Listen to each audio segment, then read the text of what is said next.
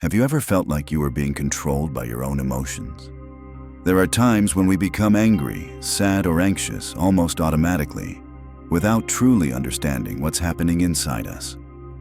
Our mood spirals downward because of something minor. A single comment, a gesture, or even a glance from someone else can ruin our entire day.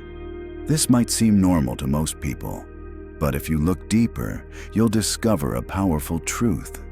Your emotions don't come from the outside world. They come from how you interpret it.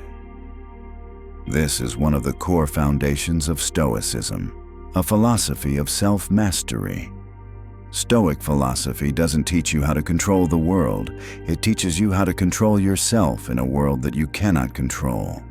The Stoics believe that it's not the events themselves that cause our suffering, but our judgment about those events. Negative emotions don't appear out of nowhere. They're born from inaccurate interpretations by the mind. When you react emotionally, what you're really doing is handing over control of your inner world to external circumstances. And that's how you lose your inner freedom. Because when your peace depends on what others say, do, or don't do, you're living as a victim, not as someone in charge. Stoicism reminds us that in every situation, there is one thing we always control: our response. You can't always choose what happens to you, but you can always choose how you respond to it. And that's where real power begins. Losing control over your emotions isn't a failure. It's the result of a long-standing habit, reacting automatically without reflection. But you can change that. Stoicism doesn't ask you to become emotionless. It teaches you how to feel everything with awareness and intention. When you learn to take a step back, observe your emotions, and respond with reason rather than impulse, you don't just become wiser, you become free.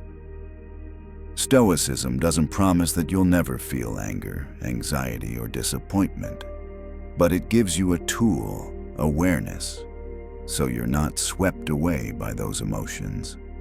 Inner peace is not a random gift of fate. It's a skill, a practice. And through that practice, you become the strongest, most stable version of yourself. In life, there will always be moments of confusion, distress, or emotional chaos. But if you can pause, take a deep breath, and remember a few key truths, you can regain clarity, even in your darkest hour. Stoicism is not just theory. It's a toolkit. And here are 3 powerful quotes that can help you steer your emotions when everything seems to fall apart. 1. It is not things themselves that disturb us, but our opinions about them. Epictetus. This is one of Stoicism's most important principles. When something happens, a rejection, a criticism, a loss, we often think the event itself is what hurts us. But in truth, it's our interpretation that creates the pain. Once you realize this, you can begin to shift your perspective.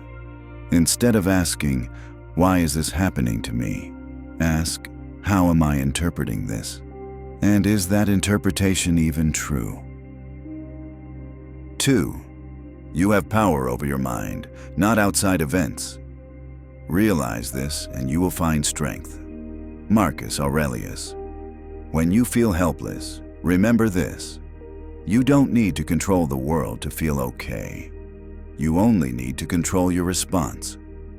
Marcus Aurelius, an emperor who faced war, betrayal, and plague, maintained his inner peace by understanding one truth: real power lies within.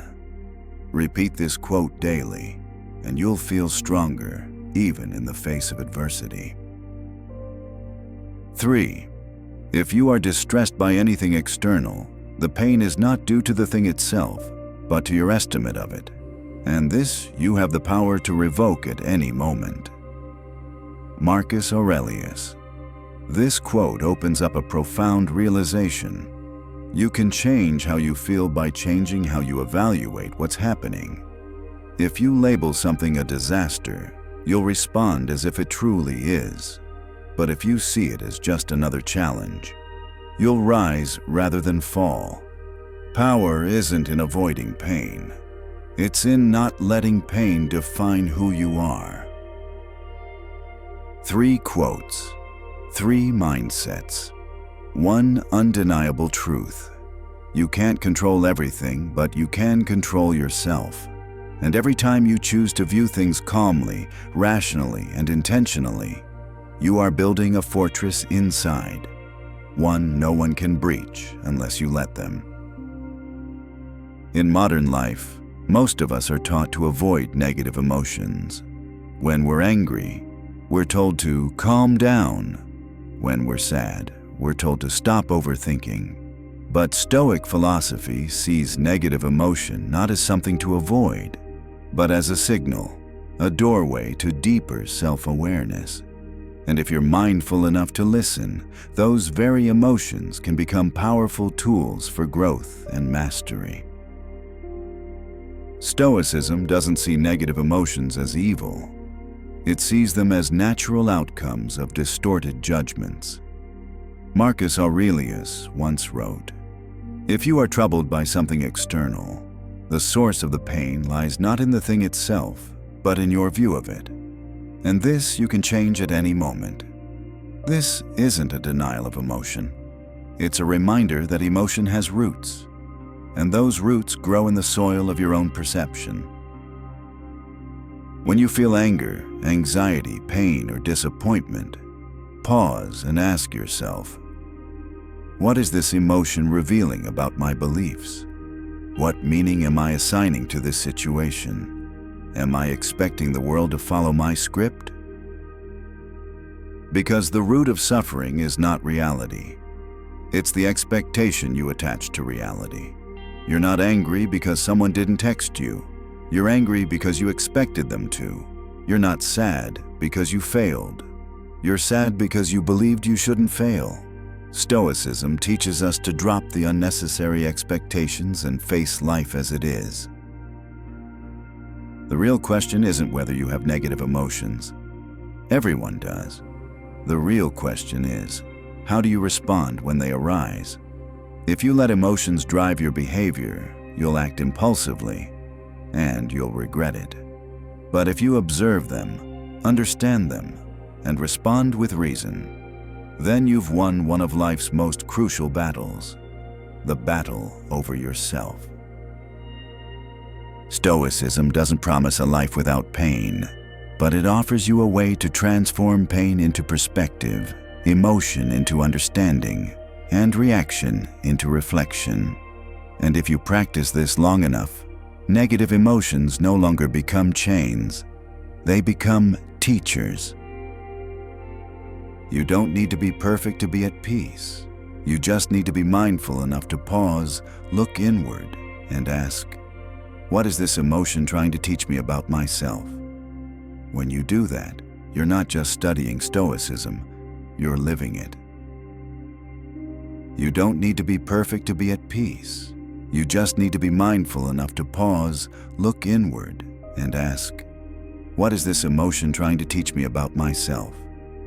When you do that, you're not just studying Stoicism, you're living it.